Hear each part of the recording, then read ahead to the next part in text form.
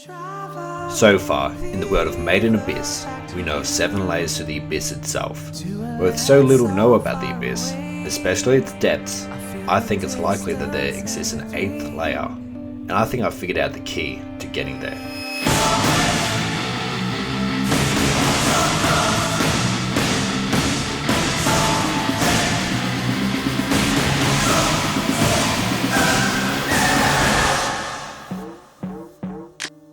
Liza the Annihilator, a character shrouded in mystery.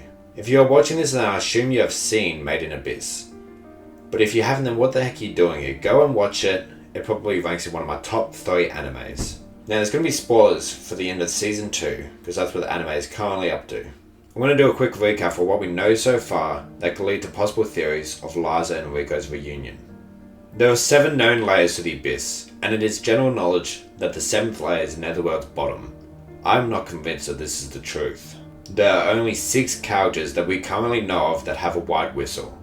Liza the Annihilator, Ozen the Immovable, Bondrewd the Novel, Sajara the Obscure, Wakuna the Chosen, whatever this hollow is that Wazakan's group used to get to the 6th layer, and of course our main character Riko. In Season 1 Episode 2, a parcel is delivered from Netherworld's bottom containing Liza's white whistle, a letter that states, "At Netherworld's bottom, I'll be waiting," and journal pages that contain information of the 6th layer that could have only been known by somebody who's been to the 6th layer and possibly beyond. When Riko reaches Ozen the Immovable, Ozen states the letter is not written in Liza's handwriting, and it's actually not written on paper at all. It's written on an unknown artifact. And although the artifact looks worn, it's incredibly strong, as Ozen cannot tear it apart herself. And as we know, Ozen is terrifyingly strong, and she is possibly the strongest white whistle physically out of all of them. Now that we're all up to date, let's talk about what's going to happen when Riko moves on from the 6th layer onto the 7th layer, where Liza, her mother, is supposedly meant to be. I say supposedly because of the handwriting in the letter. As long as Ozen is telling the truth, which for this video we're going to assume she is, I'm going to make a list for possible candidates that could have written this letter. We have not seen Reg's handwriting, and as we know, he climbed up from the bottom of the abyss and then lost his memory. So he could have written the letter for Liza, or he could have written it himself for his own personal reason. I think Ozen herself could be a candidate, so that Riko would go down and find out if her friend is still alive.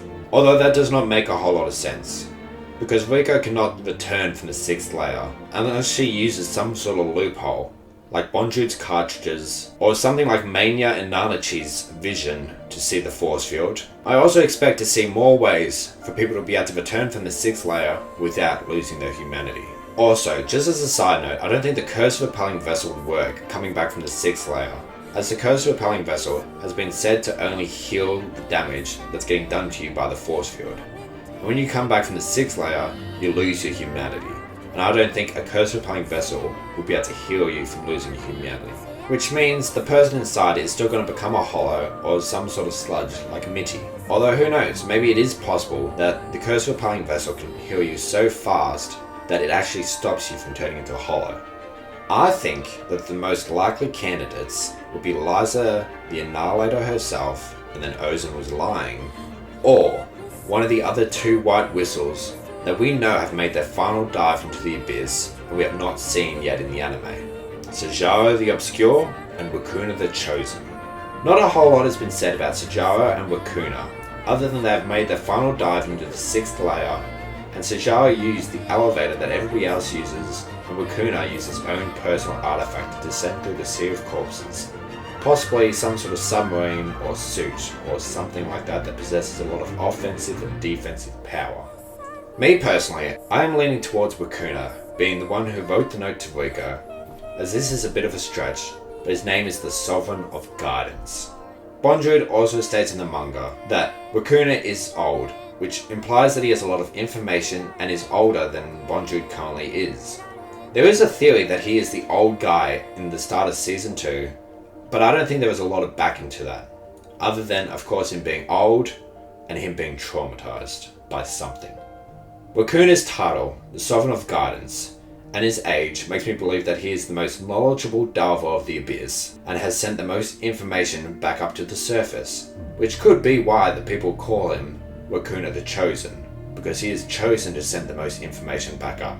Wakuna may have found Liza's corpse and then taken a white whistle and journal pages to send back up to the top. Or maybe he's working with a living Liza to attract Riko down at the bottom for something. Besides, it does make sense. If he is the diver with the most information, then he might have ways to send stuff back up to the top. Or he knows of ways to send stuff back up to the top that other divers do not know of. That could be the only reason why the information made all the way from the 7th layer back up to the surface, which seems very, very unlikely, considering our main character Riko could not even send it from the 6th layer back up to her friends. I believe that possibly in the next season of the anime, Riko will meet Wakuna, and Wakuna will introduce her to her mother. Wakuna will tell her that he was the one to write the letter, and he was the one that sent it back up to the top so that Riko would make her final dive down at the bottom so she could meet her mother. Although, early in the anime of season 1, Ozen states that she is the nicest among the white whistles. And if Nice is beating up a whole bunch of kids, then I fear to see what the other white whistles are like. She also did state that Bonjour is particularly nasty, which makes me think that he's probably the worst of the white whistles. So I imagine that Wakuna, Sajaro, and Liza are going to be somewhere in the middle between Ozen and Bonjour, which is quite terrifying because they are both horrible characters. All this brings me to my final theory of what's going to happen when Liza meets Riko. I think that Liza and Wakuna are working together, both healthy and alive, on the 7th layer. But I'm also believing that 7th layer is not the final layer of the Abyss. Here's what I believe. I believe that Liza needs Riko to enter the 8th layer, and then the 8th layer is something of a goldmine of artifacts. I believe the requirement to enter the 8th and final layer is to sacrifice the person you love the most, which for Liza is her daughter, Riko.